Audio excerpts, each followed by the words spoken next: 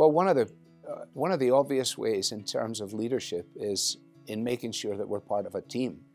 And so for me, it has always been important to understand the plurality and the parity of eldership within the church, that is the pattern that is laid down in the New Testament, in the Acts of the Apostles and in the epistles. And so the pastor has an immediate privilege and opportunity to impact that team. And although that may comprise individuals who have lived longer than he has, especially for me, that was the case when I went to this church as a young man of 31. Nevertheless, although these men may have chronology on their side, if you like, or they've lived longer, many of them have never really fully understood the gospel or really been taught the Bible. And so that's the starting point. And one of the ways that we've done that is to read books together. And in our elders meetings, even now, we're reading books. At the moment, the most recent book we're reading is a book by Sinclair Ferguson called Devoted to God, which is on the doctrine of sanctification. And so we are learning together. Included in that is our pastoral team.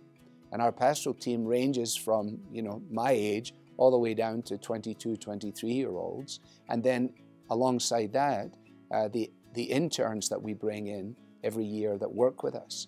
So that, for example, one of the fellows that came to us as an intern from Cornerstone University a long time ago, then moved from being an intern because we liked him and he did a good job to being junior high.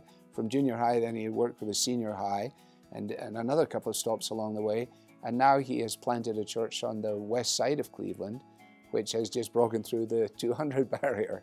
And he is representative of the process that we have in place. We're not very formalized in it. Some of my friends are very methodical in the way they do these things. For myself, just because of my own leadership style, I think I'm far more impactful in just coming alongside, doing things with people, rather than the more structured, now I want you to read this, I want you to report back on that, I want you to do the next thing. That's good to do, and there are members of my team who are good at that. I just don't happen to be one of them. The key thing is that we are both modeling it, that there is an integrity about the way in which we go about it, that there is an attractiveness, I hope, a winsomeness about it, so that the young boys, when they look at me now as an older man, are saying, I want to be that. I want to do that. I want to learn how to do that. And to the extent that we can graciously guide them along that pathway, then that's the process taking place.